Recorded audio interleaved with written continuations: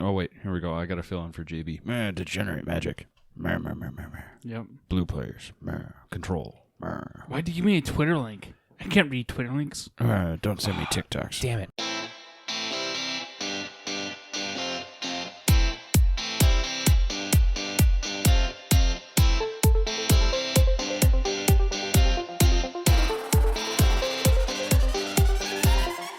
Welcome to This Week in MTG with your hosts, Matt Olson, JB, and Danny Oakstad.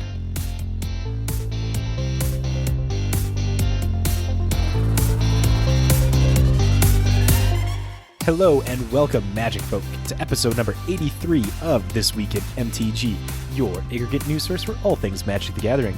We are your hosts. Matt. Over there we have Danny. What's up? And filling in for JB, we have Big G joining us again. What's up? Back for the fight. Late last minute add-in here on the card. Because JB sucks.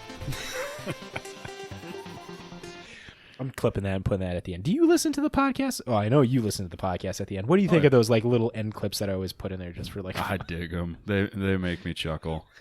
Just... I told you this last time. I'm in the podcast. I don't listen to this podcast. Yeah, but you got to listen to the What about edit. when you're not in the podcast, though? Do you listen to the podcast? No. Well, then you can't use that excuse of you're in the podcast. You're not one of the Star Wars people. You haven't seen Star Wars because you weren't in it. You weren't in all of it. But I don't watch it. So why would I? You don't have to watch the Twitch stream. Twitch stream is where it's at. There's so much shit. God, like when I listen to the re-edits and stuff, it's like there like a lot of the comedy just gets kind of like there's good comedy that I leave in there and stuff, but like the vast majority of it sometimes has to get cut out for time's sake. It's like I can't let this be a 2-hour podcast. Well, you could. I could, but that's a lot of fun. You know the easy way to make it a non-2-hour podcast? Stay on top. Get to that breakdown. Before we get to the breakdown, we got to hear an ad from our amazing sponsor, J-Dubs Sports Cards and Gaming now.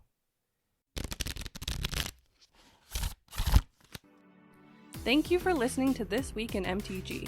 If you would like to show support for us, you can check out our amazing sponsor, J-Dubs Sports Cards and Gaming, located in the Westacre Malls in Fargo, North Dakota. They are your one-stop shop for all your Magic purchases. They are always stocked up with Ultra Pro and Dragon Shield sleeves and playmats, Commander Precon decks, plus they have an abundance of booster boxes ranging from Amonkhet to Zendikar. J-Dubs also buys and sells Magic singles at competitive prices. Their display case and binders are full of format staples, hidden gems, and other cards for you to bling out all your decks with. With those cards you just bought or traded for, you can make a Modern or Legacy deck so you can play in the Weekend Discord League. Entrance is $10 and games are played over Spell Table. Links are in the show notes. When you reach out, make sure to let them know the guys over at This Week at MTG sent you. Now let's get back to the episode.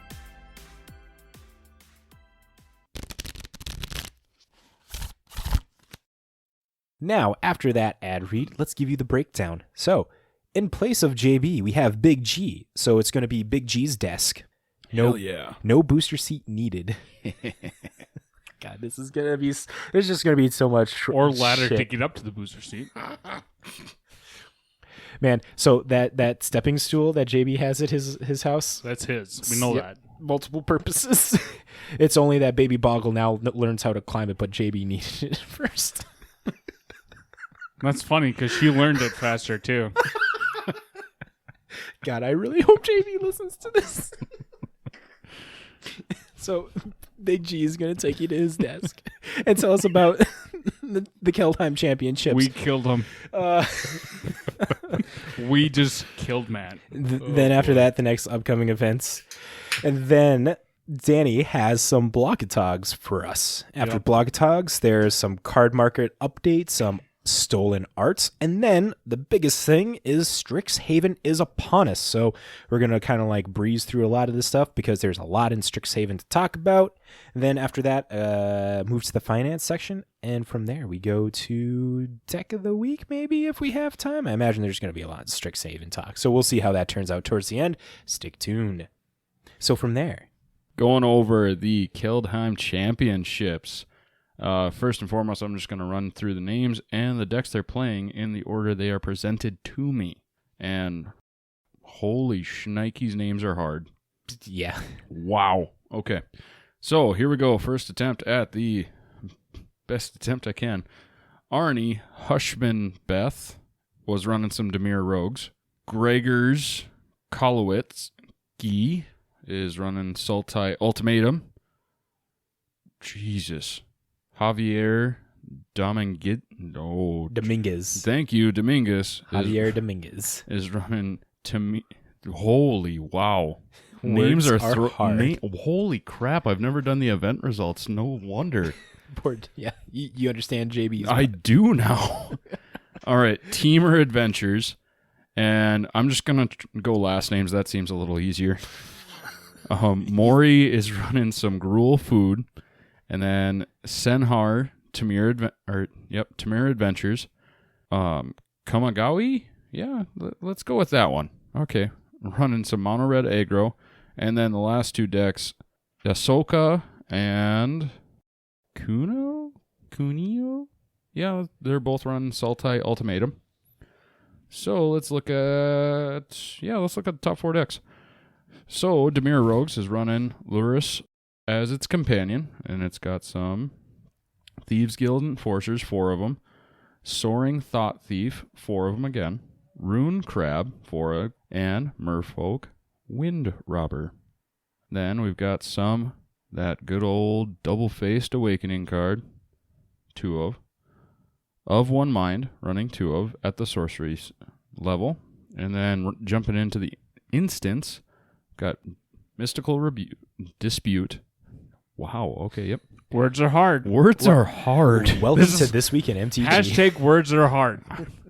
There's All a right, reason why we always say that. I am going to stop giving so much crap. All right.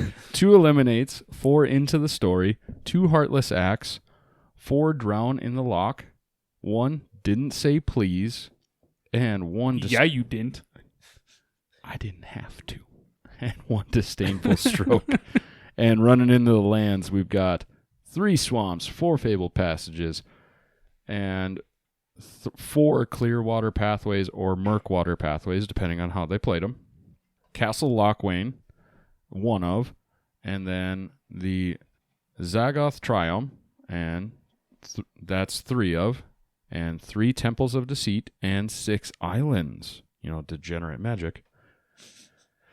Jumping into the sideboard, obviously we have Loros as the companion, 1 Negate, 3 Crippling Fears, 2 Cling to Dust, 3 Skyclave Shades, 2 Deadweights, 1 Essence Scatter, 1 Disdainful Stroke, and another Mystical Dispute.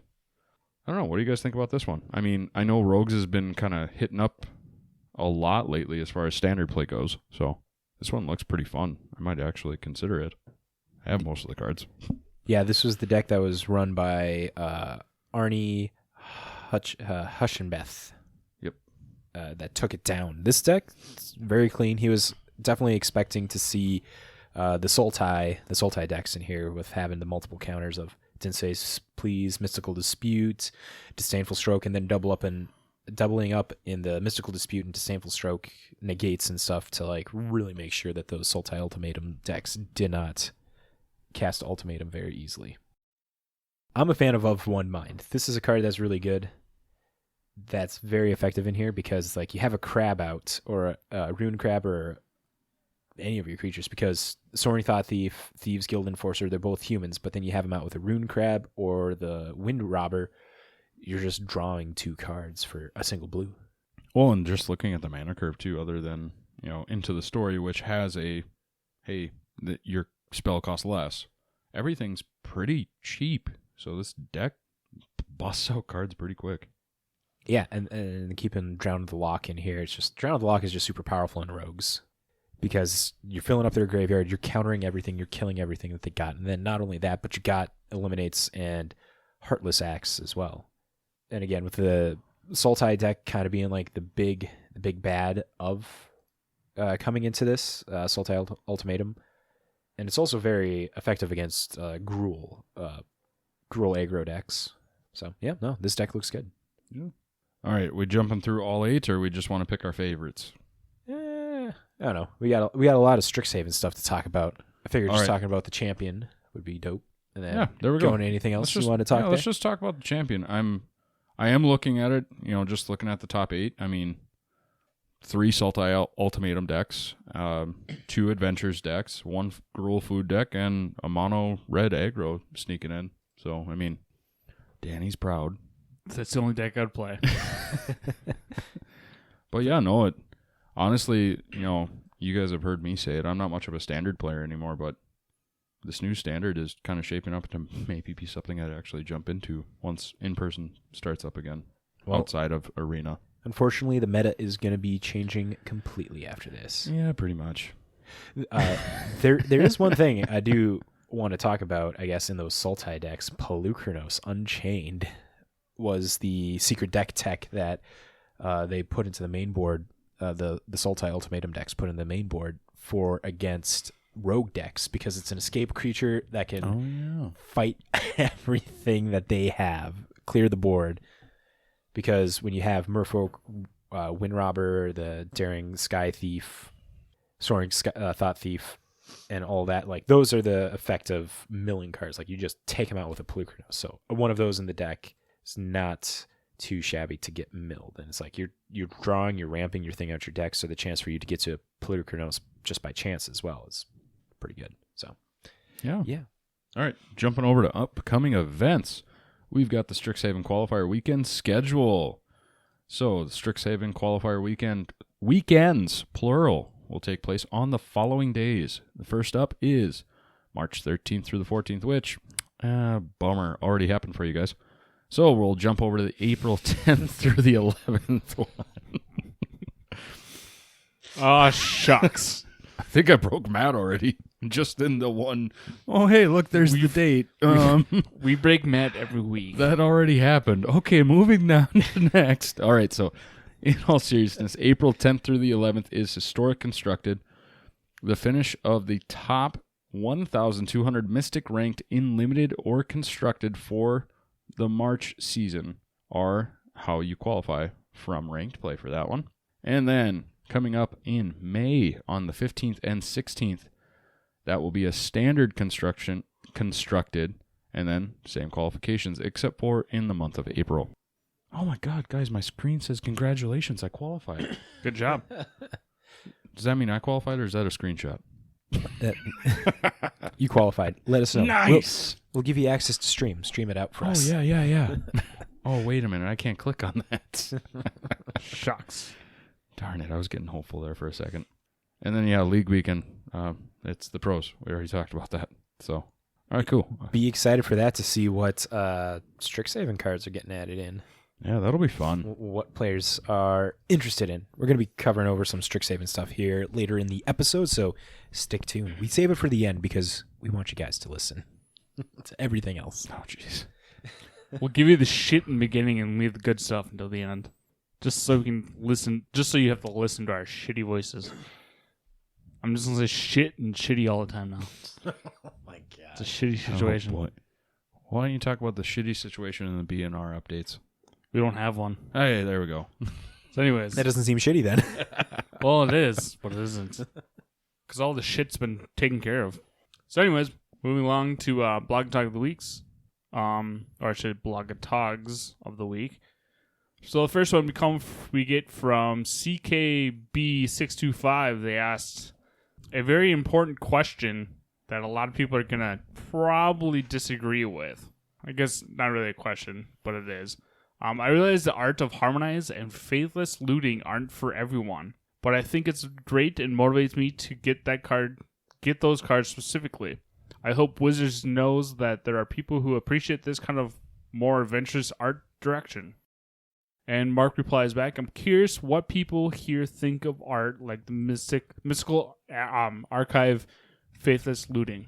So the art in question for Faithless Looting looks like it's been cropped on Windows or MS Paint. Oh, that one. Yep. As a friend of mine was like, yeah, he absolutely just does not like it. Got to pull it up right the there for you, the person who does face Oh, yeah, I had looting that one also up. did harmonize, so it's the same art style. It's human realism, which the harmonized one looks pretty amazing. Honestly, the harmonized one looks better. The faithless looting So, is the one that's throwing me off. The faithless looting. This is what I told my other friend. The only reason it throws everyone off is because it's in your face. I don't know. That is the only reason it throws people off, because it is literally in your face. It would have been better, I think, if they would have done the background the same way, because that's what gets people. That's why it looks like it's photoshopped, because the art in the back is different than art in the front. Well, it's the thing that does it. I think for a lot of people is I think it's the red. It's the real. It's like real human picture, and it's Yeah, just like a single shade of red on it. And there's people that it's the it's the effect, the simulation effect or whatever, where it's like it feels like it's fake. nothing. There's no shape to it. Yeah, it's an AI being human. God, I can't remember what it's called. It's this whole theory. I know the name. It comes up in so many different podcasts that I listen to. It's this God damn it, Uncanny Valley. It's the Uncanny Valley effect, where it looks real but not real enough, and our human brains find that uneasy, and that's where you get things like the wax figures or the new AI robots and stuff like that. Like, that's the best way to describe it to people who haven't seen The Faithless Looting. It kind of gives you, a lot of people are saying it's that uncanny Valley feeling. It hurts your mind just to look at it. Me personally, I'm the person that's completely for this. You know, I think it looks good. I'm hyped for it. So yeah, I'm fine with it. I have no problem with it. One of the things that my friend brought up to me is like, if you look at the finger holding the bowl, it looks like it's broken. Oh yeah, interesting. And he could not get past that.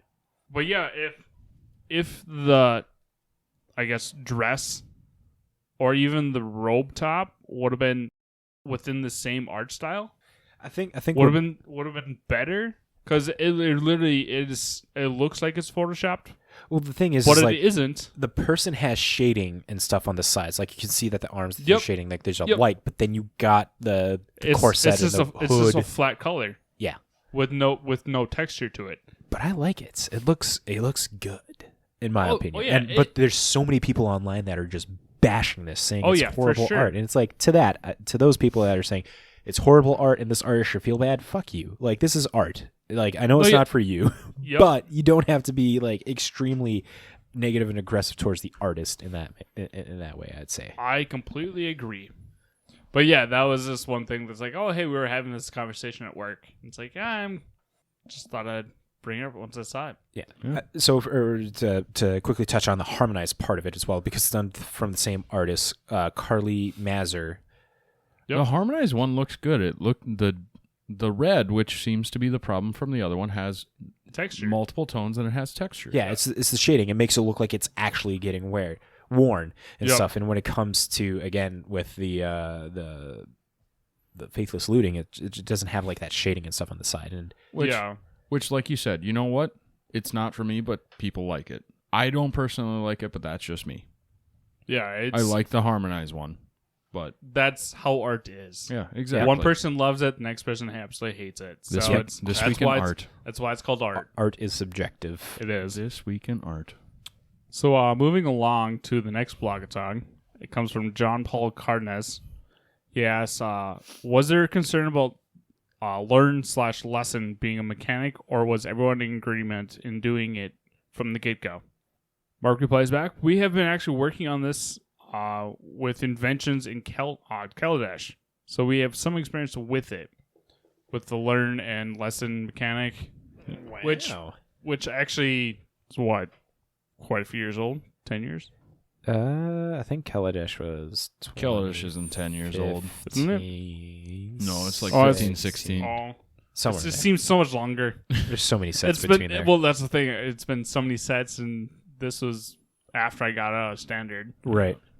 That's crazy to think that they've been working on something like learn lesson, and we'll cover the mechanic learn lesson because it's news mechanic specifically for Strixhaven.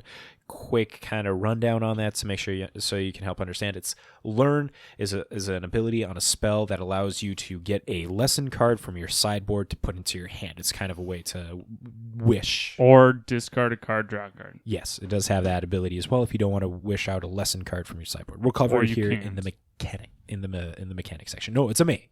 You can choose to do nothing, you can discard, or you can get the lesson. Yeah. I'm just saying if you can't lessen, you'd possibly discard a card and draw a card. Right. Moving on to the news. No. No. Quickies. Oh, well, the news quickies. Get it right. It says news topics, But it says quickies. but you start with the main But it says overhead quickies. topic, Nope. and then you go to the subtopics, No, man. that's not how it works. That's what the This is bullet not how points it are. works in this chaotic episode of podcasts. All right, whatever. I'm just here. Yeah, exactly. I just work here. At Yeah, this point, it seems like I do. might as well. I feel like I've been here a while. Been here longer than anyone else. I think you are now officially the most featured on person, aside from us. What the heck are you scrolling for? He doesn't know. He doesn't even know. So for play-by-play, Mads is scrolling through Reddit for some weird reason. We have no idea why. Even though he should apparently have everything hyperlinked in thought the I- show Yup. notes. I thought I had this thing hyperlinked. That's the thing. Now it's going to spend an hour looking for it because you can't Are find you, it. are you talking about the cardboard marketplace? Yeah, the card market. Do you just want me to do it? Because it worked for me. Well, no, I got it here. It's just Oh, a Twitter, but there's like a.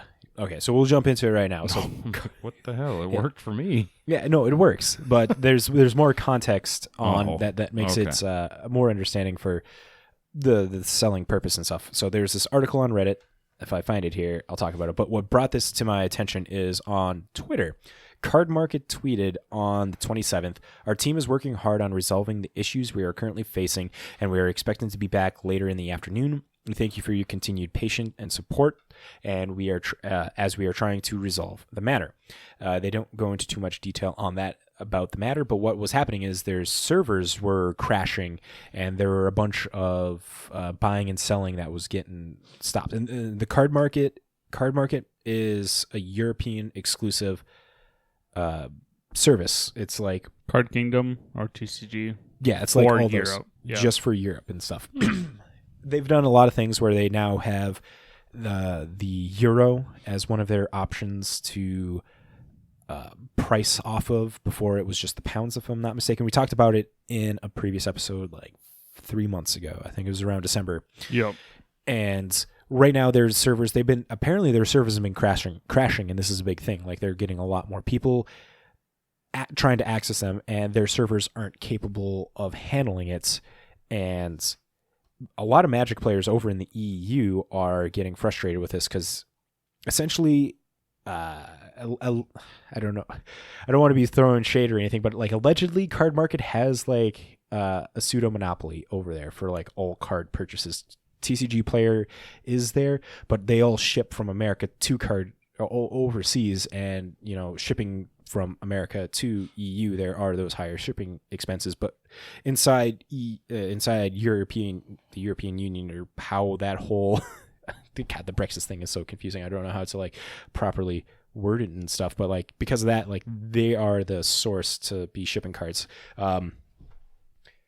Our EU listeners, Dan, if you're out there, please send us a message. Correct me if I am wrong in any manner on this. Which we probably are. Most likely am.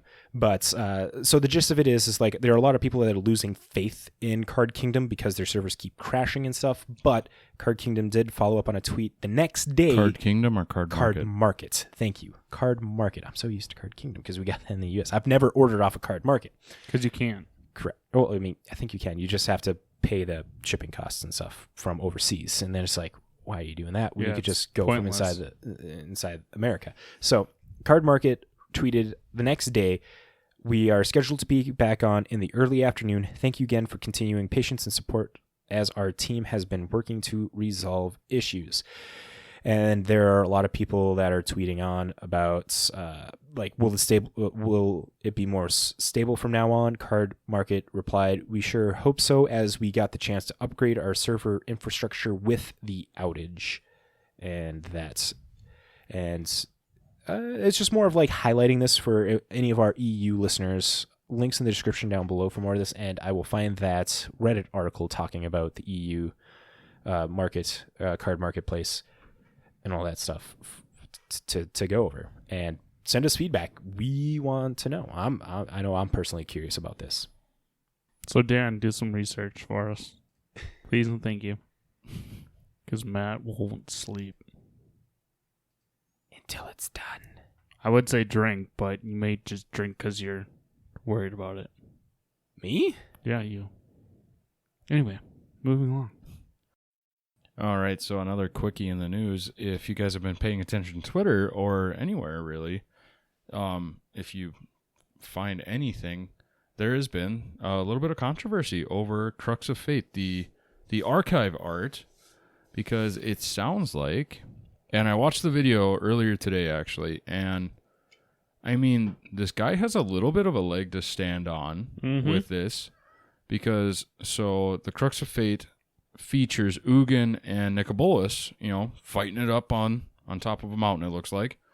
And the Nicobolus art for Crux of Fate is actually very, very similar to a deviant art from the artist said back in 2016 is when he made this. And he goes into, kind of adjusting how Nicobolus looks, and other than maybe a few things that got changed, like the head and the right arm, and most of the body line up perfectly with this. And there's just a little bit of alteration to like the legs and the left arm. And I don't know, this guy has maybe a little bit to, stand on. And he tweets out, here's the exact tweet: "Should I be flattered? Hee hee. But seriously, MTG has been a major influence that developed my love for making art. And I've sent an application or / portfolio to many times to Wizards of the Coast. Now somebody told me my art made it into a card. Ironically, in a somewhat stolen way." And there aren't too many replies from the original artist, and it's at OMG Scary Pet on Twitter is his handle. And somebody commented on there, "Jesus Christ, that sucks. Well, I hope it picks up and you at least get followers you deserve. The artist is here on Twitter, but I don't know if I'm tagging them is the best idea. Should I?"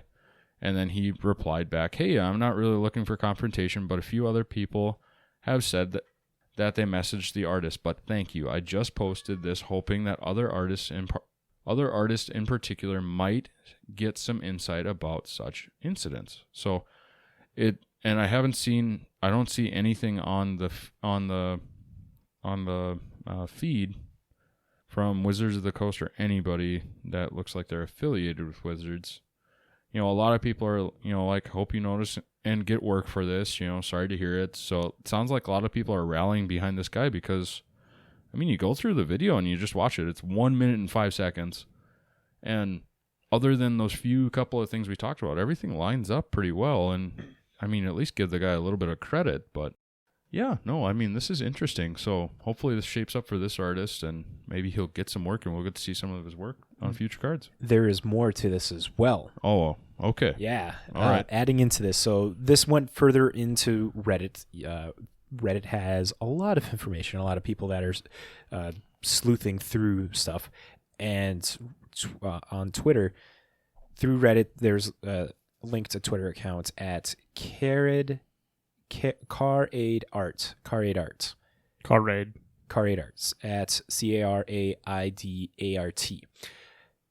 And it's two tweets here. The original tweet is, "I deleted my comment showing the likeness between the cards Ugin and Raymond Swanland's version.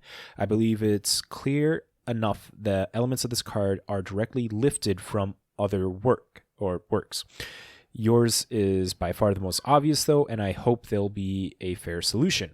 They retweeted it saying, in case anyone was wondering where it went, the post rather took off, and I didn't want to be personally involved in the matter to that extent. Anyone with editing software can make an overlay and judge the match themselves, and I'm confident that Wizards is aware of the issue by now. And this is talking about the Ugin part of the art.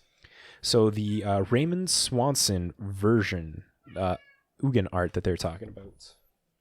That's the borderless one out of M21, right? Correct. Yeah. Because, I mean, that one looked pretty similar, too, when I was looking at the card. Gonna pull it up here.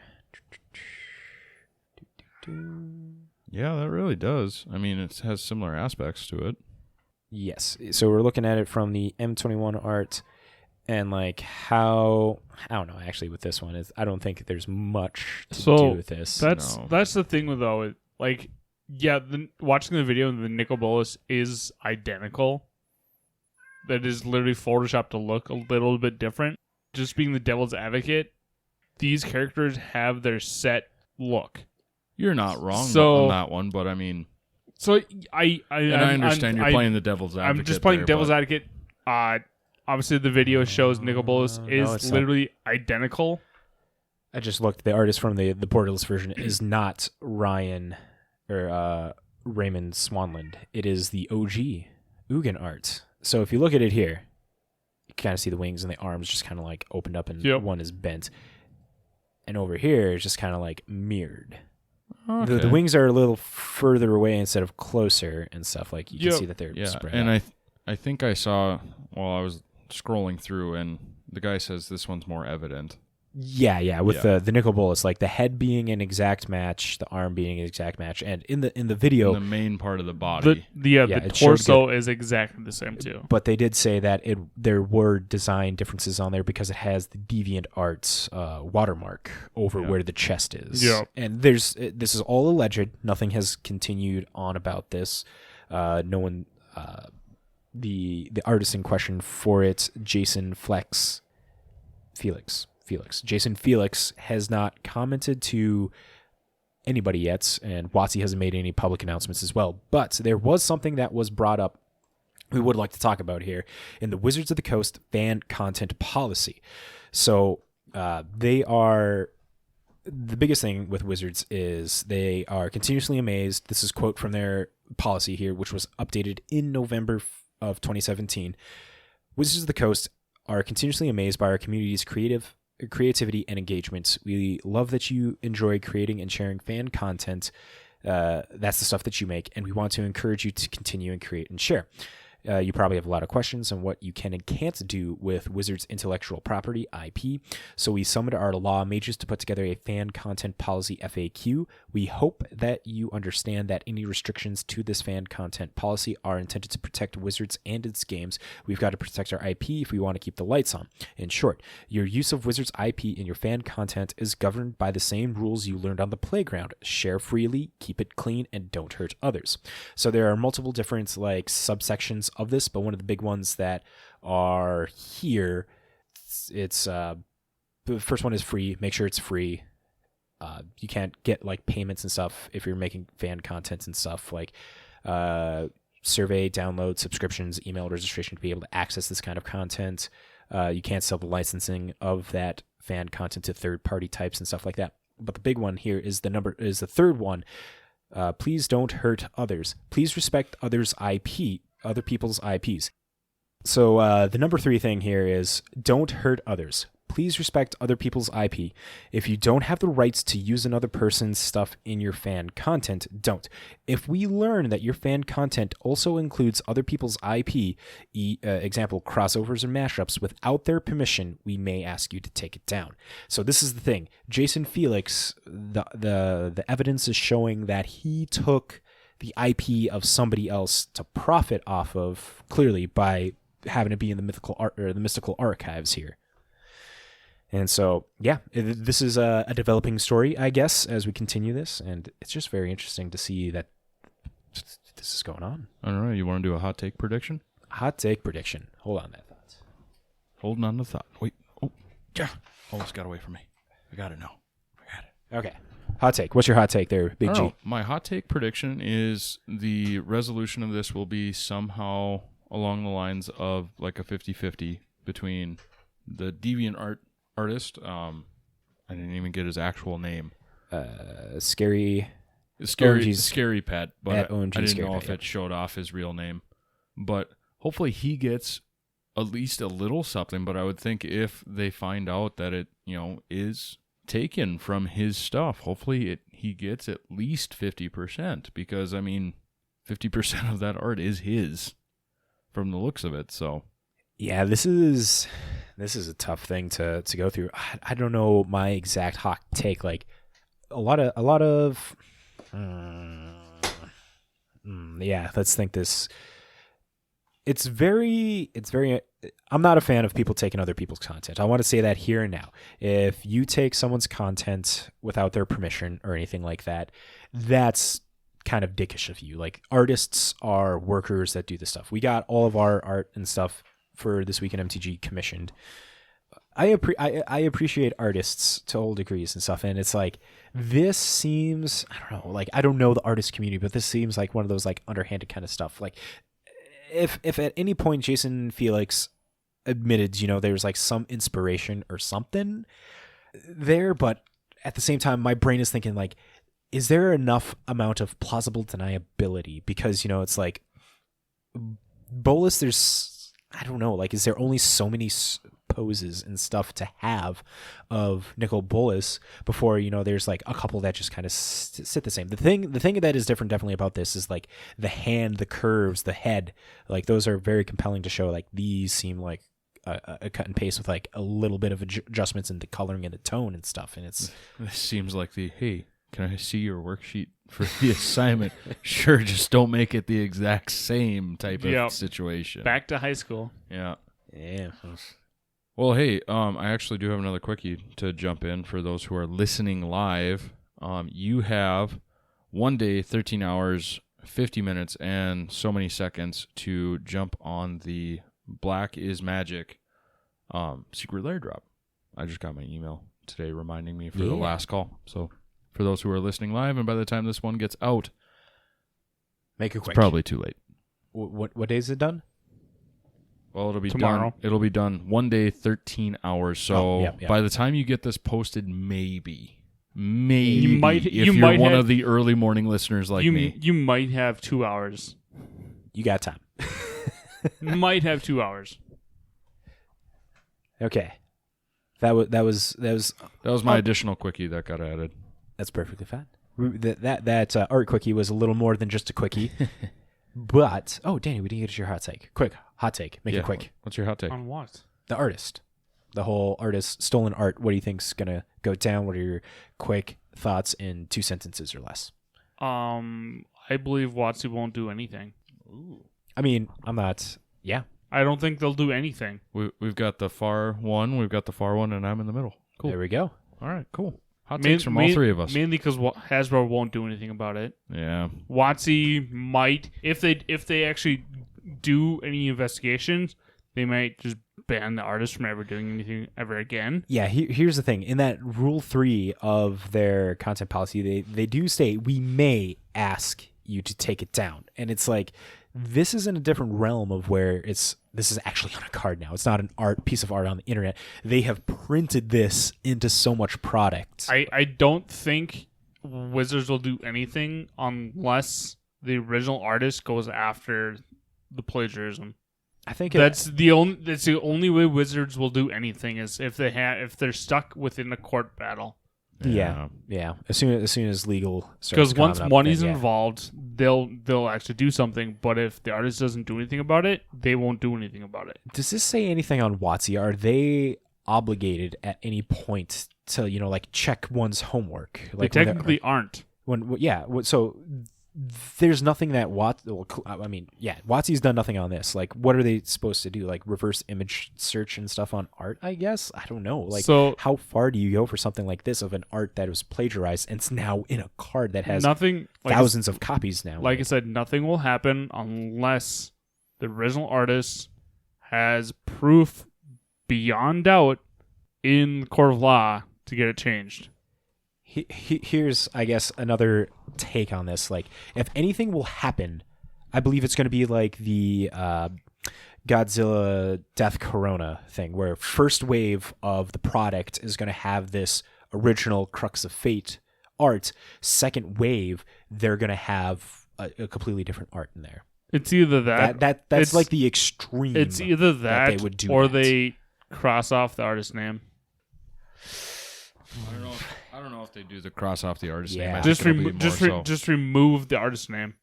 I don't know if they can do that though. Like if they 'Cause still have the they art. still have to give credit. Yeah, because if somebody. WotC takes off the name of the artist, I feel that's gonna put WotC in the wrong. Their easiest thing where they are like wiping their hands and appeasing to the player base is just completely changing. I suppose. Like again, I feel it was definitely more prominent, and by the time that Wizards caught the Death Corona Godzilla card, that it was when COVID was happening. They saw this. They had plenty of time to prep that up. was Like, just we don't a know if very freak accident, freak Because situation. the main move is called Corona Breath. So, Right. I mean, people calling COVID-19 coronavirus. I mean, that's it's a happy coincidence. Well, not happy, but it's a coincidence. Yeah. Unfortunate. Yeah, there we go. Unfortunate. Well, I definitely think WotC, if anything, their move that they would do is get a completely different art. It's going to be expensive and all this stuff. Second wave, maybe. I guess that's where I lean on that. So, but we have stayed on this quickie way too long, Have we though? So it's no longer a quickie. right? It's a medium-y. Anyway, with Strixhaven spoilers season upon us, we have some reviews, I guess we're going to start talking about. We'll start things off with the Magic Stories for Strixhaven. They will be twice a week, with one following a main story arc and the other a sub-arc. Links will be in the description below. Right now we have 3 stories out at the moment. I think the main one is following Professor Onyx right now. Mm-hmm. Yeah, but- And the many memes I've seen of Garrett coming and killing her. Yeah, coming to pick up the twins from school, and it's like they're driving by. I haven't seen that one. That one was so good. I- Because it was like Liliana leaving Strixhaven, and it's a picture of. Have you seen The Umbrella Academy. Umbrella Academy, where it's Elliot Page, not Elliot Page. What's his name now? The violinist from there. They were looking at their brother that time travels as he's driving the other way, and the brother that time travels is a Garuk and stuff. If I have time to put the link in the description, you'll see it there. Or Rowan and Will bringing Garrett to parent teacher conference. Yep. You witch! I'm going to kill you, So good. or I will So kill you. good. All right, I've got Deck of the Week just inspired by that. There we go. Boom. Garrett Done. and Lily deck. It's a good guy. Halfway there. I'm excited now. Okay. Halfway there. So from there as well, there are previews that are happening. We'll cover some of the cards here at the end, maybe. We'll see how that turns out. But right now, the kickoff has begun already. We'll keep it linked in the description down below where you can see where cards are getting spoiled. We have a bunch already. By the time this episode comes out, I'll just rattle off a few. Wizards Magic Instagram story is going to have a preview card. Amazonian, Cedric Phillips, Daily MTG, Face-to-Face Games, Masters of Modern, and Ricky for the Win, Voxy. So those are the places when this episode comes live on Wednesday, well, Tuesday night, Wednesday morning. You'll be able to look at them there. But links in the description below so you can see. Links in the description down below so that way you can see who, if any of Magic content creators that you like to follow, has a preview card. So if people like us enough, we might be getting a preview eventually in the future. Yeah, buddy. I don't know. That's when you know you've made it. Is it though? I have thoughts on it. It is, though. We'll cover that another point because I have some. WotC doesn't know you unless you've made it. They won't give you a preview card. I don't think I'd want a preview card. Why from not? it. Like, what good does it do? You get to see it first. Exactly. first. How many people when you comment? Okay.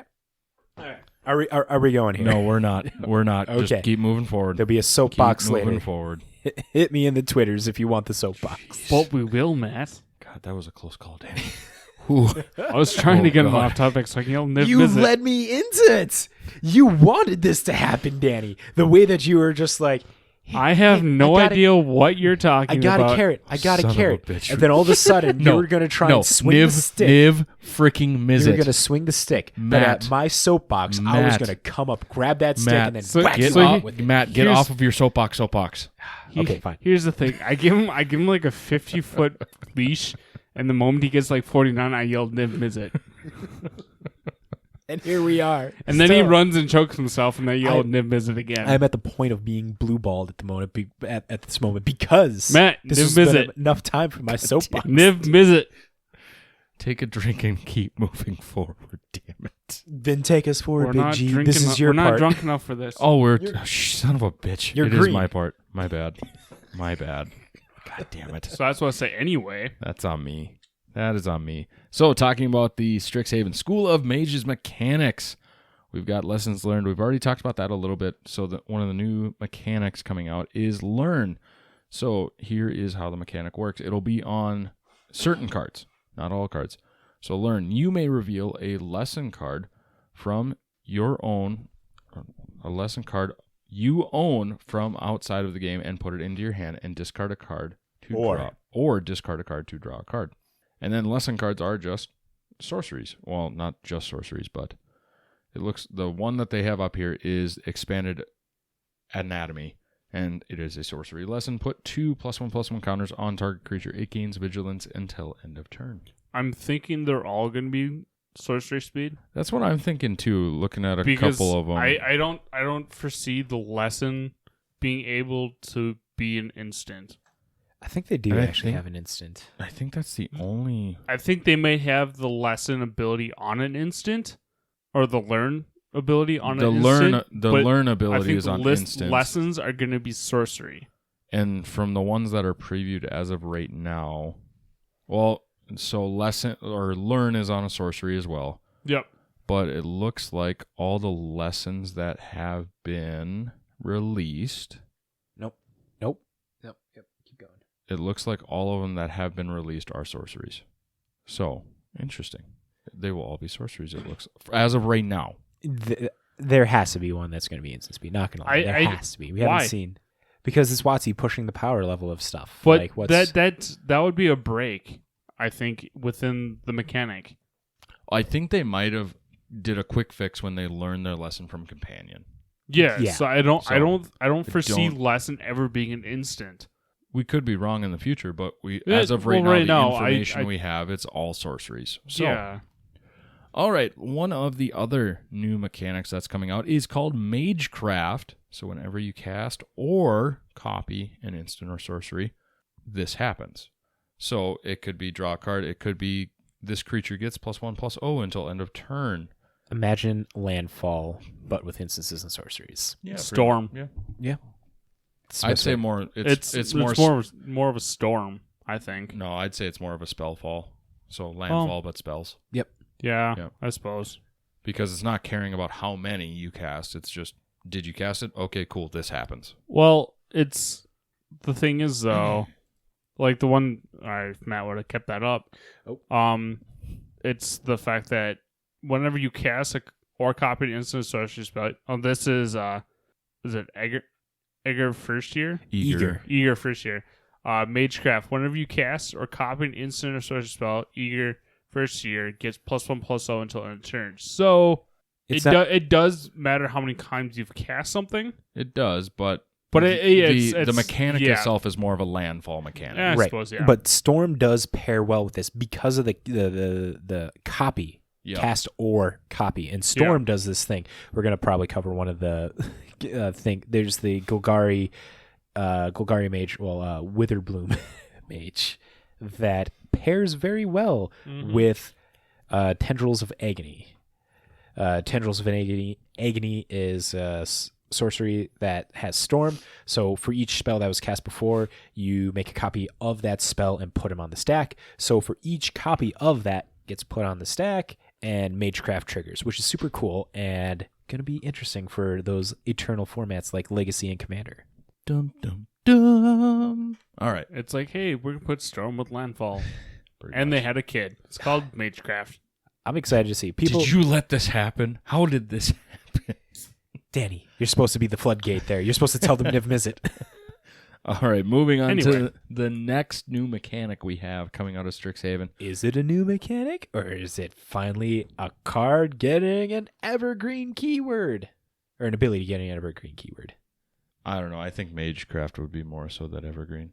I mean, yeah, they have that. But this is the one that they're Yeah. like, this is the evergreen keyword. Okay, That right, now fine. has a word Whatever. behind it. Okay. It officially has a term now. It's called Ward.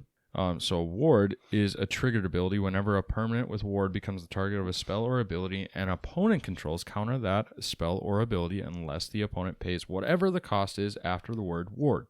So if it's 2, you pay 2. If it's 3, you pay 3. Or there's other ones where it's like Or discard a life, card. or pretty much anything that can be a cost. It's important to note that any spell or ability controlled by an opponent can be affected by Ward. This includes aura spells, triggered abilities, and anything else that targets a permanent with Ward. Spells and abilities that don't target won't cost to trigger. So, board wipes. Anything that has you sacrifice. All the other ways around hexproof. Anything that says each, like my mono red deck. Yep. So this is like Frost Titan was the first thing that popped to mind. Frost Titan has this ability when it gets targeted, you pay 2, or there is the Khans of Tarkir enchantment or Dragons of Tarkir enchantment that I can't remember off the top of my head. It's 3 and a blue, but the second ability is creatures you control have Ward now, and Unsettled Mariner should be errated to have Ward, giving all your stuff Ward. How that's worded. Oh, I should know that. Yeah, This play it in my decks. God damn it. It's going to be important to you there, Big G. Yep. So all my allies have Ward 1 now. It's not bad. No. Ward is super cool. I dig it. I mean, we've seen with Unsettled Mariner, it's a powerful effect in tribal effects. And now that they're going to be putting these onto cards in a set where it's more clean, like this of Ward 2, Ward 3 life, or stuff like that. I'm excited to see more of this in future cards and seeing what they got errated. I don't think they haven't dropped an errated article yet where they show old cards that have been errated with this new text. Oracle text. I don't think they'll do that until after the set's been released. Probably. Yeah, as soon as it's fully spoiled is when they'll probably do that. Because it's like, hey, we're spoiling this, but we're going to rat everything right now. Yeah. Which, stick tuned. Listen to us in a couple weeks when this comes out. I want to say I saw a blog talk about everything being errated with Ward. I imagine it's a very big list. I mean, if we did I wonder. Oh, hold on. I think Mark was like, I'm pretty sure it's when, or it was like more of like a when or if kind of question. It's like it's more of a when. Yeah. All than right. So while Matt's looking that up real quick, the last quote unquote new mechanic is modal double-faced cards. It's not really a new one, but each of the Strixhaven's 5 colleges has a modal double-faced card featuring its 2 dens. So, Boros has one. Yep. Golgari The enemy has colors, one. yeah. Yep. The enemy colors all have a modal double-faced card that each have a creature on each side. So, Yep. They're all legendary. yep. So, hello, Commander. This is super cool. So, yeah. It's really interesting. I dig it. I dig the new modal double-faced cards. They look really nice. I mean, I like them. They're super powerful. Like this is just split cards on steroids. You know, you could do one or the other. All right. Danny, I think it's you. Yeah, I'm pulling it up. Oh, okay. You're This pulling. way it's Wait, you're pulling it out. Yes. Oh, nice. Pull game is strong. No, it's not. This will get Wade really going. I have 2 kids. Yeah, I was Pull about to say game you're is pulling. not That good. Not good at all. I'm in it till I win it. Clip. That's clipped. Or lose it. Either way, I'm not a quitter. Work that sphincter. Anyway. Oh my God. Just read what you need to read. You volunteered to be part of this podcast. I know it was a did. last minute poor decision on my part. I feel tonight. Hey, Big G, you just want to be on the podcast? Yeah. Let me And now talk. he's sitting here. Oh, shit, I regret this now. I could have God been at damn home, it. not dealing with this bullshit. I could just be listening to this bullshit. Anyway, Strixhaven School of Mages product overview is what we're going to be going over now.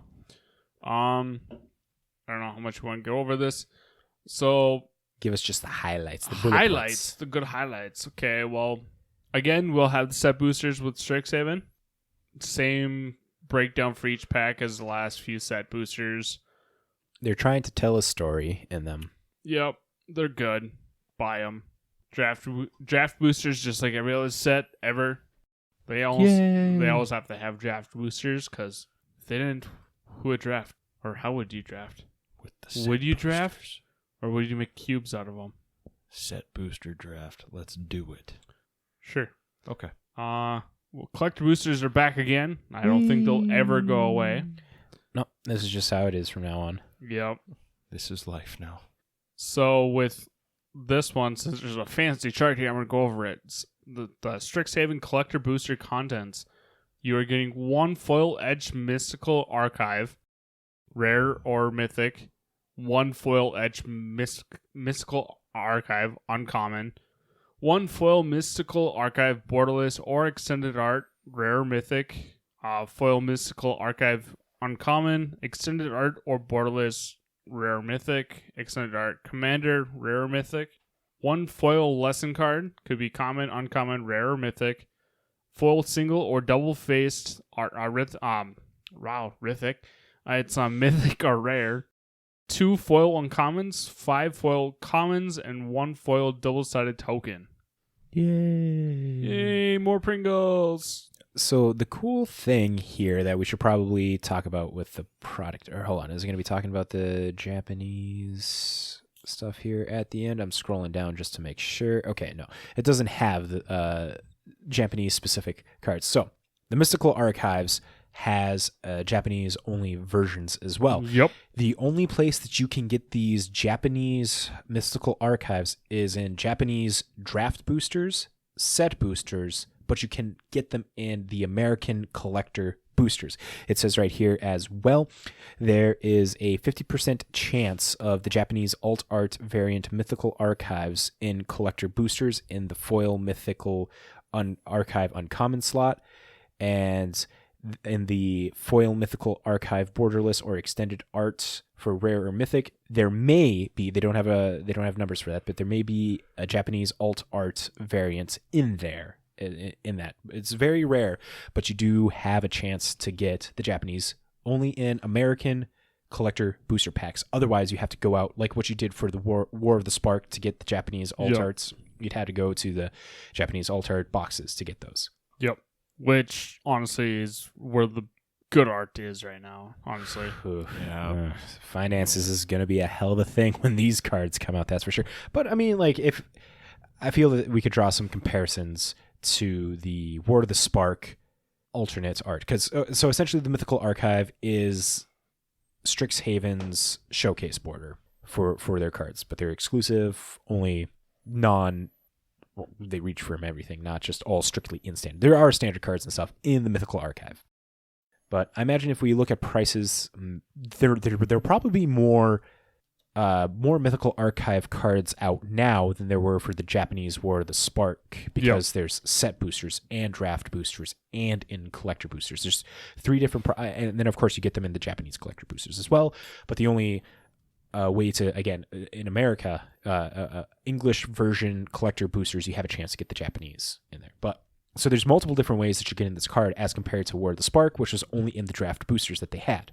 So maybe Mythical Archive cards are not going to be as expensive as people are expecting. So if you're pre-ordering a card for like $20, they're still going to be rare.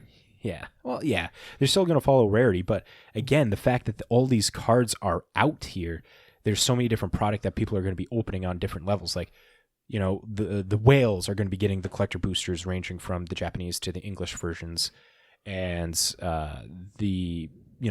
just the Joe Blows like us are just going to be getting sets and draft boosters. But, you know, if we can splurge out if I'm not mistaken, correct me if I'm wrong, the War of the Spark draft boosters, those had a premium here. Like they were more than a normal draft booster. Not by much. Yeah, it was like $1 or $2. Yeah. So it was mentioned on Weekly MTG last week if where people in the States can get the Japanese draft boosters. You can get them. It just depends on your store's allocation. So if you have an LGS nearby, you can please go talk to them and see what their allocations are for getting Japanese boosters in. If you have, I mean, you'd probably be able to find it on like Twitter and or Amazon and stuff as well. Or Card Market or TCG. Exactly. So anyway, moving along, says Matt went on a rampage. Filling you with information. We also are getting some theme boosters with Strixhaven. One per college or class. Well, they've done this with like the Ravnica guilds and stuff too. Yep. Yeah. So basically one for guild. Pre-release packs are coming back again. These are gonna have. This is the juicy one. This will break down for you. Once you figured out which college you would like to enroll with, we might suggest obtaining a pre-release pack. Each pack is aligned in a particular college and contains everything you need to start your semester. Also, everything you need to build a sealed deck. Inside each pack you will find one college booster containing a rare or mythic rare guaranteed to match your chosen college, 3 uncommons, 9 commons, and 2 tokens. You also get 5 booster packs, or draft boosters, 1 year stamped foil rare or mythic rare with a new stamp. Oh, have we seen images of what the new stamp looks like? I do not believe so. Oh, I'm excited to see what this is. Then, we will have they highlight it there. You also get 1 college themed spin down. Yeah. So each college is gonna have a new spin down, which is pretty sweet. 1 insert portraying a piece of the campus map. Ooh.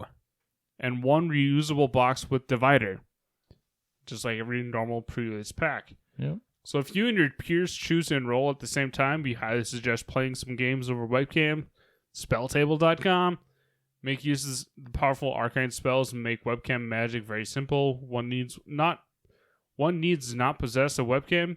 You only need to use your phone. We're also getting commanders for each school this year.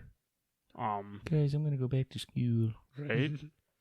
So this will be a lot like Ikoria. Each one has a. Yep. Each one has a. The cool notable thing about this is there will be a life wheel in here, which I think it Yeah, that's just gonna be the 2 paper thing. with the wheel. I thought it was gonna be the clicker thing, the clicker dial thing there. No, those will only come out in the special ones. Damn. No. Okay, never mind. Unless you want to get what is it? The board game Oh yeah, the anthology. Yeah, anthology or the. Oh crap! What is that? I have no idea. Just, Path of the Planeswalkers or something like that. yeah, something like that. Bundles will be back again, or if you're old enough, fat packs. So yeah, that's what we can expect with this set. So with that being noted, quills down, everyone. After this list, you may consider yourself a bona fide Strixhaven major. Woo! If you'd like to further your studies, you can expect more in the upcoming Planeswalker's Guide to Strixhaven. Please return to the Biblioplex when you are done. Class is dismissed. Class is dismissed. Sorry, guys. Words are hard. I've had a few drinks. Actually, I'm not that drunk. I'm just... Words are hard for me. Normal. So with the pre-release and stuff, check with your LGSs to see if they're doing webcam pre-releases and stuff there. There are still no in-person sanctioned events. We're going to be getting an update here in the next couple weeks from Wizards Play Network if there's going to be a change. My guess is probably not going to be until September, October. Right. Yeah. That's what you hold your seat in for. Just for the end of the year or the start of the new year. Right. Shots are getting in people's arms, folks. We're getting there. Shing shing. All right, moving on, man. Moving on. Niv miss it. Okay, so now we have how to collect Strixhaven. This article is from Mike Tyrion. It goes into getting the archive cards, the Japanese cards. I covered that a little bit. So the Mythical Archive cards, this is where we're going to learn more about them. They're all instances and sorceries throughout Magic's history. They're exciting that we made sure that every Strixhaven set and draft booster has at least one Mythical Archive card. Each collector booster will include at least 3 Mythical Archive cards. There are 18 uncommon, 30 rare, and 15 mythic rare Mythical Archive cards. The inclusion of the Mythical Archive cards in Strixhaven doesn't change the formats in which these cards are legal. So, for example, one of the cards is Duress. It is currently legal in Standard due to Core 2021, but the inclusion of Duress as a Mythical Archive card doesn't change the fact that Duress rotates out of Standard with the release of Innistrad Midnight Hunt later this year.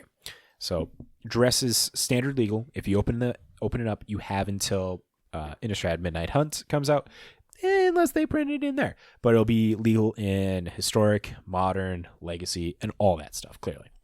Mythical Archive includes both a global version available in Chinese simplified translation, English, French, German, Italy, Japanese, Korean, Portuguese, Russian, and Spanish, and a Japanese alternative art version with a special frame and prints only in the Japanese language. James Arnold, senior graphic designer, shared his inspiration about creating the Mythical Archive frames. Quote, "We wanted to capture the narrative element uniting the frame when working on Strixhaven, and we kept coming back to that question. Simple, but difficult to answer. Why? Yes, it was an incredible, powerful collection of spells, but why did it exist, and for what purpose?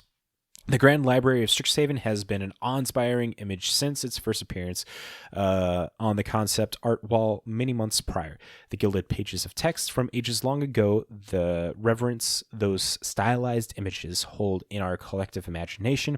It made sense that an accomplished magical scholar would work in such a way.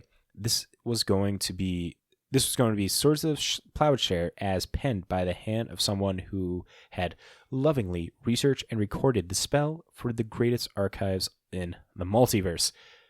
It goes on as well, and they talk about the normal Mystical Archive frames and then the Japanese Mystical Archive frames. So both frames accentuate the art to make these Mythical Archive cards bring an illuminated manuscript feel onto a Magic card in a stunning way.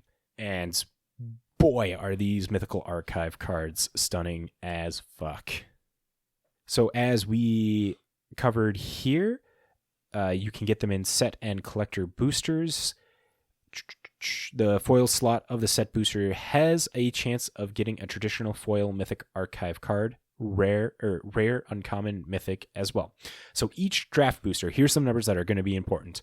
Each draft booster also has a dedicated slot with an uncommon at a 68 or 67% chance, rare at a 26.4% chance, or a mythic rare at a 6.6% chance of getting a Mythical Archive card. You can get another Mythical Archive card in traditional foil in addition to the one that comes in the dedicated slot. So the dedicated slot is going to be the land. There's going to be no land, if I understood correctly. Maybe I'll cover it here in a second. But when I was listening and reading through this, the land slot, or the token slot, there we go. There has to be a token. Oh my God. We'll cover it in a second here. So when you get a traditional foil Mystical Archive card, it will replace a Strixhaven common in the booster. Wow. Go me. It's right there. Proud of you. Thank you. That was rough. I'm keeping that in just so you guys can see that I suck sometimes. So the collector booster has a minimum of 3 Mystical Archive cards. We covered that earlier, and there's a chance for them to get in the Japanese alternative arts. God damn, they look good. So for the 3rd Mystical Archive card in the collector booster, it will always be a traditional foil uncommon Mythical Archive card. The traditional foil will be split 50% as to whether it will be global or, so global is just like the normal text, whatever language you're in, German, Portuguese, Russian and stuff, or the Japanese alt art version. So approximately 48% of collector boosters, you will get a traditional foil Mystical Archive rare or mythic rare. So this 48% of collector boosters will have a 4 of the 15 cards of the Mystical Archive pool. Once again, that will be split 50% as to whether it's a traditional rare or mythic in the global or Japanese alt versions. Okay, so next up, Borderless Planeswalkers and Elder Dragons here. you're going to be getting full art, different arts, borderless planeswalkers, and elder dragons. We've only seen one elder dragon so far. Two. Oh yeah, that's right. Boros came out. Yeah, just today. Yep. So the 4 planeswalkers aren't the only borderless foil cards you will find in the boosters. The 5 founder dragons will be there as well. There will also be art cards and signature art cards in the in the set boosters. They really like this thing here of doing the art cards. I'm not gonna lie, I like them as well. The art cards are pretty cool, and you do have a 5% chance of getting a signature stamped art card in set boosters. And in the collector boosters, you can get some of the commander only cards that come out, and then the core 20 or commander 21 sets in extended art. Like always, there is the collector booster or buy a box promo of Dragon's Guard Elite, which is green 1/2/2 human druid magecraft. When you cast or copy an instant sorcery, it gets a +1/+1 counter, and then it has 4 green, double the number of +1/+1 counters on Dragon Guard Elite. So this will have a buy a box promo art. We covered the context of collector boosters, told you about the Japanese alt arts. And then they got the double-sided collector tokens, or double-sided tokens where you can get foil and non-foil versions of them, but they're tokens. Collecting on Arena. This is going to be important because I think this is where they're going to be talking about the legality. There are 7, maybe not in here. It doesn't look like it's on here. Mm-hmm. But with the Mythical Archive cards, there are 7 cards in the Mythical Archive that are going to be banned in Historic. That is going to be, if I can remember this off the top of my head, let's see if I can do it. Lightning Bolt, Swords to Plowshare, Demonic Tutor. Oh, now I'm fucking running dry. But those really powerful cards. Yeah. All the 1-drops. Yep. But yeah, you can get all these cards in limited drafters. And sealed Japanese alternate arts are card styles of their global counterparts. Versions you open in packs or craft on Magic Arena. Borderless card styles, and there's new pets. There's a book with legs. I'm going to quickly look up here, if you don't mind. I mind. The... Why are you looking up how to break Modern? No reason. Okay, there we go. So the list of cards that are banned in Historic that are coming out in the Mythical Archives are Channel, which is green, till end of turn. Anytime you could activate a mana ability, you may pay 1 life. If you do, add green or add colorless to your mana. Counterspell, blue, counter target spell. Dark Ritual, a single black, add black to your mana pool. Demonic Tutor, black 1, search your library for a card, put it in your hand, shuffle. Lightning Bolt, a single red, deals 3 damage to any target. Natural Order, 2 green. As an additional cost to cast Natural Order, sacrifice a green creature, search your library for a green creature card, and put it onto the battlefield, then shuffle your library. And then finally, Swords to Plowshare. White, instant, exile a creature, its controller gains life equal to its power. Those are the cards that are banned from the Mystical Archive in Historic. You can play these in draft, though. If you open them, you get them in draft. I'm not sure how they're going to be on I think these... Yeah, you can get these in Arena. Okay. All right. That's a lot. A little bit of news on Jumpstart for everybody. All right. It looks like MVP alert, Jumpstart and other updates. It appears a small Jumpstart reprint is en route to arrive in the next week or so. The last 2 reprints did not drive market prices down. Rather, at best, there were many buyers able to catch Amazon or another platform on underpriced flash postings that were gone within hours or minutes. For MVP Direct, we will have a few units posted once confirmed, but likely nothing particularly impressive. This is just more an alert to interest buyers to keep an eye on the platforms in the next potential deals that pop up. Other MTG updates. Strixhaven Japanese set boosters appear underprinted so far. So we just talked about all those beautiful artwork cards that could be coming out. Looks like they might be a little underprinted at the moment. And all other SKUs likely have suffered sufficient print availability, so it's just a matter of how/when/where Wizards/Amazon opts to put those units into the market. On a high note, both...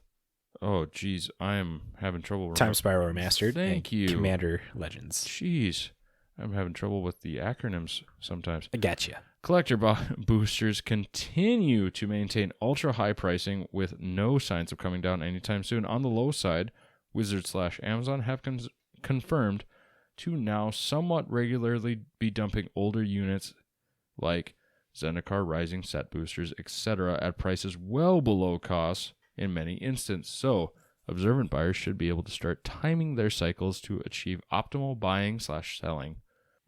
Yeah, this is just so Jumpstart. Like, I saw on Amazon, there are people selling Jumpstart box on Amazon for $89. Jeez, why so low? The second wave. Has to be. Because, again, remember, Jumpstart Wizards said that this is a print-to-demand set. And I do feel people are still demanding Jumpstart. Well, because we want those freaking cards. I want a Lurrus. Yeah. That's really the only card I want out of there now. Is Lurrus in there? Or Allosaurus Rider? Allosaurus, yeah. That's what I meant. Got one copy before it started jumping up. One copy, and that's all that J-Dubs had. Yeah, no, it's what, almost $200 now? Yep. It seems like a good... I bought one box of Jumpstart and I have a Crater Hoof out of it. I mean, that's not That's bad. still a $50 card, Yeah. but it's still a $200 box. Yeah, so keep an eye on whatever you happen to use to buy cards, because it looks like Jumpstart could be coming quick. Keep those notifications on. This feels like a good transition over to the weekly winners. Weekly winners is an amazing article that is written on MTG stocks. This week it's written by Peter. They talk about 3 cards that are moving up in price that are significant enough to note, and then they tell us about 3 cards that are moving down in price. So let's start off with Chain of Smog. It is a card that has been printed only in Onslaught. It is black 1 sorcery. Target player discards 2 cards. That player may copy the spell and may choose a new target for that copy. This card was originally chilling at about 50 cents, but it's now jumped up 4,100%, now at $21. Due to... Turn your porn off. God. Just had to wait another 20 minutes. Would have been done already. I wanted to put on a show for you. So this card has moved up due to a new card in Strixhaven, Witherbloom Apprentice. This is the card that this is like the combo that I was mentioning earlier. I think I mentioned. Yep. So Witherbloom Apprentice is green, black, 2/2 human druid magecraft. When you cast or copy an instant or sorcery, each opponent loses 1 life and you gain 1 life. So, when you take a look at Chain of Smog and how it interacts with this, you might think that WotC had missed something. If you target yourself with Chain of Smog, you can choose to copy it, unless you're going to go for Hellbent or you're trying to pull some other trick. Targeting yourself with a discard spell is never a wise move, but you keep copying and targeting yourself, and you just do that continuously, because Magecraft reads whenever you cast or copy an instant or sorcery spell, each opponent gains 1 life. So you just stack it up till whatever your opponent's life total is at, and when they all resolve, you have no hand, but your opponent is dead, so it doesn't matter. One thing to note here is Force of Will, Silence, and Mindbreak Trap are ways to really just dink stomp this combo. Pointing that out here. But another combo with it is with Professor Onyx, the new Planeswalker, black 4 legendary Planeswalker Liliana with Magecraft. Whenever you cast or copy an instant or sorcery spell, each opponent loses 2 life and you gain 2 life. Same concept with that because of that Magecraft ability. It just does it a little faster and is a Planeswalker, so it drains faster. It takes longer to get out and stuff, but Chain of Smog, moving up in price. Next, we have Illumination, a card that has only been printed in Mirage. It is white instant, counter target artifact or enchantment spell. Its controller gains life equal to its converted mana cost, or mana value now. This card has moved up 2,909%, now chilling at $12. Yeah, this card was 30 cents just the other week. So 2 multi-case spikes in 1 week is pretty unique, especially now. But this week produced exactly 2 of them. Over a course of 7 days, Illumination has spiked to a price of $12.64 and is trailing at a $6.10 market price. So you can still get them around $6. The spike is a mystery. A speculative buyout is the first thing that comes to your mind, but most often happens in 1 or 2 days, not over the course of 7. The steep increase in price looks like an organic buyout, but no evidence to really talk about that. No tweets, no YouTube videos, no forum posts or comments can be found mentioning Illumination. 0% play on EDH Rec. So why would a card with no demand sees no play get bought out? What do buyers do that we don't? A speculation of an upcoming spoiler, something that's relevant for vintage EDH, and this is just kind of like a question. Apparently, there's an edit on this. A few kind Reddit users mentioned a YouTube video from Tulare Community College that featured the card as cheap card that you're not playing in EDH, since it was published March 18th and a card started to rise on that date. So yeah, okay. So it's the professor doing his thing. Yeah. Any man, yeah. When you got a following like the professor or like the command zone, you talk about a card that's cheap. It doesn't take that long for it to just move up in price like this. No. The commander zone effect, I think, is what it's colloquially coined as. All right. Finally, in the weekly winners, we have Magma Sliver. This card has several printings, and all of them are moving up in price, but I think the primary one that we're talking about is the Legion's printing of Magma Sliver. Oh, no. Magma Slivers only had the one printed. This is just a bunch of different slivers, as we'll read in the article. Yep. Magma Sliver is red 3 creature sliver for a 3/3. All slivers have tap. Target sliver creature gets +X/+0 till end of turn, where X is the number of slivers on the battlefield. This card has moved up 663%, now sitting at $55.86. Magma Sliver, Synopsis Sliver, Gale Rider Sliver, Brood Sliver, they all are slivers, and ever since Time Spiral Remastered was printed, slivers have been gaining value, especially with Sliver Legion getting reprinted, a very expensive card before, but now you can get for like $50. So people are now looking at slivers, so powerful sliver cards like that, keep an eye out of them. They'll most likely fall back down, but they're moving up in price. So if you got them, maybe start pitching them off to get some value there. Yeah. Big G, tell us about those cheap pickups now. All right, some cheap pickups. We've got Turntiber's Synopsis. It is sitting at $6.75, and it's on a stable downtrend. For those of you who don't remember, this is one of the original Moto double face cards. 4 colorless and 3 green. Look at the top 7 cards of your library. You may put a creature card from among them onto the battlefield. If that creature has converted mana cost 3 or less, it enters with 3 additional +1/+1 counters on it.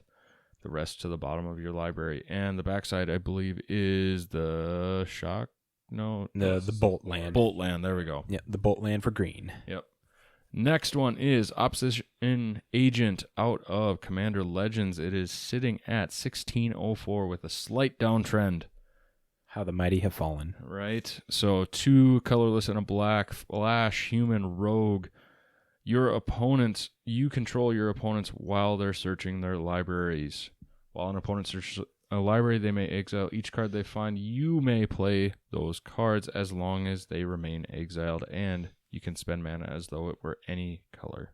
Next one is Scroll Rack, $25, and specifically this is the Commander Legends version, and it's on a slight downtrend. 2 colorless for an artifact, 1 colorless, tap it, exile any number of cards from your hand face down. Put that many cards on top of your library. Put that many cards from the top of your library into your hand, then look at the exile cards and put them on top of your library in any order. It's a lot of fun with those, trying to do a miracle decks type of thing where you want to manipulate the top of your deck. Right. Yeah, I was excited. I pulled one of these. I'm still excited, even though it's on a downtrend. It means I have it. Right. So it's a powerful card that people wanted. I have one foil at home. Nice. Or maybe in my bag, actually. If you Magic players are interested at all to pick up any of these cards, we highly recommend that you use the amazing online service, tcgsniper.com. You sign in, make an account. You can enter in cards, set desired prices of when you get notified if they're moving up or moving down. So that way you can know to buy or sell. It's a very useful tool. Highly recommend. And if you go over and sign up for an account, you get a free account. But if you sign up and say that the guys over at This Week at MTG sent you, you will get 3 months free of their Plus program, where you get 50 cards that you can add in and get notified on. Highly recommend. You can also do that with sealed product too, right? Yes, JB. Geez, I don't know.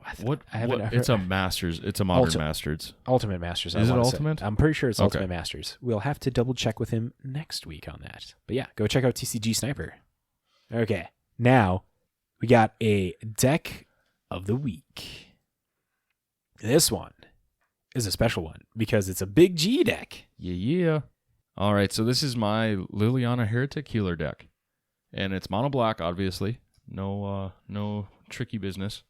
So Liliana Heretic Healer is 1 black, 2 colorless, legendary creature, human, cleric, lifelink. Whenever another non-token creature you control dies, exile Liliana Heretic Healer, and then return it to the battlefield transformed, and I get a 2/2 black zombie if I do this onto the battlefield. So the whole idea I made this, as I put in the show notes, the main goal, have awesome art featuring Liliana. The cool thing for those of you who listened the first time I was on, my daughter's name is Liliana, so I made this deck because of her. So that way eventually when she teaches or gets taught the ways of the wonderful game Magic the Gathering, she has a deck already made to her and it has her name all over it, quite literally. Hopefully that'll get her down for it. It's like, my name's in this? Fuck yeah, I'll play this. Exactly. And then we can tell her that unofficially that's how she got her name. I'm going to laugh when she's like, I hate playing black. That's fine. I'm a red mage. No. Really, just stick it to we don't G. speak that degenerate I magic. will show her the ways of the red. Don't you dare. Hey, all right. man, lightning bolt for the win. I will just give her my mono red modern deck. All right, but then the main play goal is play zombies, don't let other people have cards in their hand, and make a lot of black mana through the normal means of a mono black deck. So the, Urborg and Cabal Coffers, I have all the basic swamps, is one of the main ways. One of the cool things, so when I obviously put this deck together, I was mainly putting it together for Liliana being its namesake. And I thought it was like, oh, okay, cool, it's a mono black deck. It'll do okay because I can do a lot of fun things. Holy crap, did I, the first time playing this deck, feel like a horrible person. The deck is dirty. Oh my god, it annihilated. And it was so much fun because I think the big win was, in fact, my favorite card to play in the deck. Torment of Hailfire. That just closes off games already. Right? So for those of you who don't know, Torment of Hailfire is X, 2 black, repeat the following process X times. Each opponent loses 3 life unless that player sacrifices a non-land permanent or discards a card.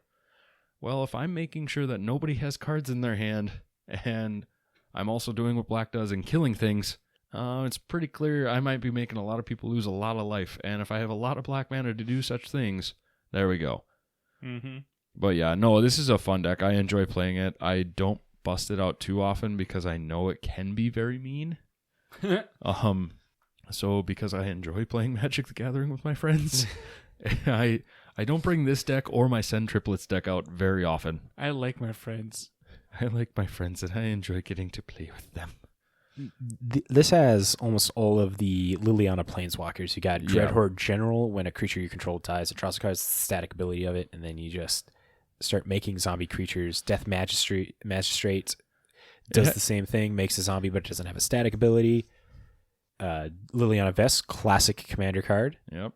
Yeah, I have pretty much every single Liliana in here, and they all happen, for the most part, all the ones I put in here work well. So for those who are eager listening at home, yes, Professor Onyx is going in this deck.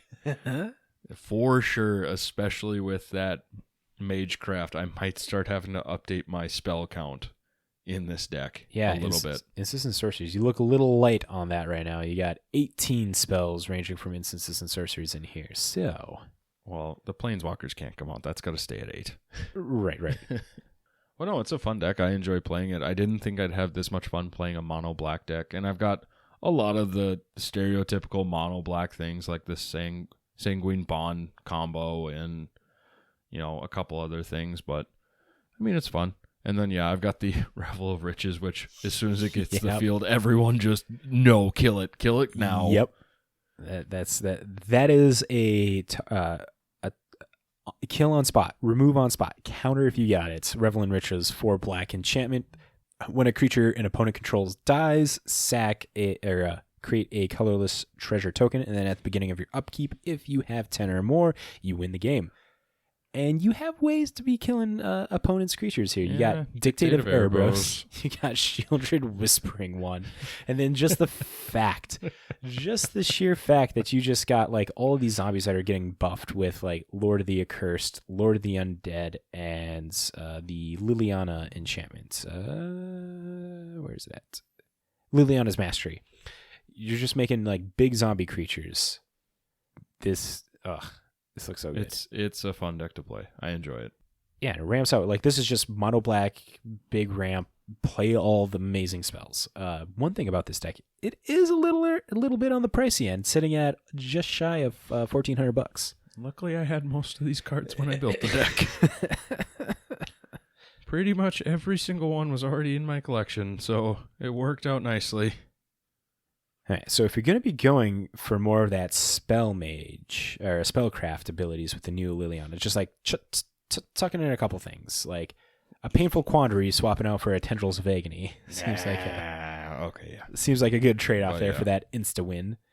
I mean, I definitely say keep the Exquisite Blood and Sanguine Bond, even though I hate that combo so much. Thank you, Danny, you son of a bitch. What? And JB too. Why does everybody play that when they got a black deck? Because you have to. It's an automatic include. It's a pretty much you have to do it. It's black staple. It's like playing ramp and green. You just have to. You have to. Yeah. You have to. It's like playing Armageddon in a white deck. You just have to. Now Matt's diligently looking at this so he can just go, how am I going to ruin Garrett's day? I don't know about ruining. That's I'm just Matt like, does. no, I'm looking at this, like thinking of other things to like, I don't know. I'm always thinking of like what to do in a deck. I love the fact that you have Nim Deathmantle, the Chain Veil in here. It's so thematic to Liliana. Right. The big thing though, I got to question you. Why do you not have Liliana's Reaver? Is that? It's not a powerful card, right? It's not a power. Like I said, the main goal is to have cool, awesome art featuring Liliana. So, like, there are certain cards in there that have different printings that have Liliana in the art. I can't think of some off the top of my head, but, like, there's just and I've done my best on trying to find all the cool cards. Like, I scoured for some of these to make sure I have the cool Liliana art. And honestly, I want it to be cool and I want it to be thematic, but at the same time, I'd like to be somewhat competitive. Right. So I'd like the deck to do well. That being said, I do need to start building some decks that are just kind of I can play this and it's fun. But no, I enjoy playing this one. Sometimes it takes a little bit to get off the ground running, but it's a mono black deck, so it doesn't have much for ramp, so to speak. You got Soul Ring, Jet Medallion, Phyrexian Altar. Like, if you want to be, with that, you got to have creatures on the battlefield. Yeah, and Phyrexian Altar is conditional, so, you look very limited in making tokens and stuff to be sacking and recurring. But, you got, like, Shieldred to be bringing creatures back. Yeah, and I've got ways to make a bunch of zombie tokens, so. Damnation, Army of the Damned. There you go. Army of the Damned is here. You're making 13 2/2 zombie tokens off of that you can sack to Phyrexian Altar, getting 13 black mana and 13 death triggers with Dictative Erebos. So it's just like wipe the board, cast another spell. Yeah, but that's all I got. That's my fun, quick rundown of my mono black commander deck. So I like this a lot. I've played against it, and it is very powerful. It is very powerful. I can attest to that. But guys, we've made it to the end of an episode here. Whee! Finally. I think let's take a look here. We made fun of JB enough, or can we get in a couple more? Can we get in a couple more jokes before we close out by the end of this? Well, yeah, I'll put some of his stuff here at the Bogle desk on the top shelf so he can't reach it. Perfect. It's like his stool. So thank you all. Thank you to all of our legendary Magic folk for making it to the end of the episode. If you made it to the end of this episode, wow, this was a long one. By the time this gets edited, you can listen to the podcast on Spotify, Stitcher, Apple Podcasts, Google Play, and any other podcast platform where better podcasts can be found. You can watch us live on YouTube and Twitch. Go subscribe and follow onto those platforms so you can be notified when we go live or when a new episode gets dropped. You can follow us on all of our social medias. We have a Facebook, a Twitter, and Instagram. You can join the Discord.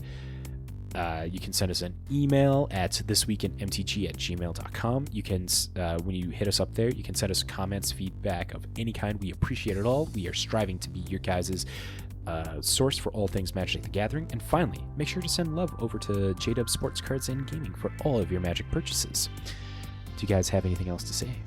Thanks for listening. Thanks for having me at last minute. Thank you for coming in last minute. Way to pick up what JB dropped. Yeah, it happens. Which is weird. He's closer to the ground than I am. I So know. don't You got such fast reflexes to pick that up then. Just like, whoosh-cha! Well, and I'm tall too, so I had to get down there to get it. Or like what you're probably doing was like hacking him up. You just like volleyed him up with your foot, just like whack, whack, whack, whack. Poor JB. If you make it to the end of this episode, JB, this is a specific call out for you. If you make it to the end of this, tell us How much you love playing blue. no, we got to make something more specific. Tell us. Oh, here we go. Tell us you have solved a Rubik's Cube. If you tell us you solved a Rubik's Cube, I know you listened to the end of this episode. JB, calling you out. He's not listening to this. Oh, and he probably won't either. But thank you guys for listening. We will catch you next week. See ya. Bye-bye.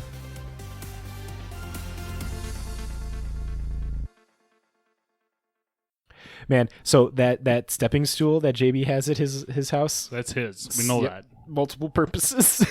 It's only that baby Bogle now learns how to climb it, but JB needed it first. That's funny because she learned it faster too.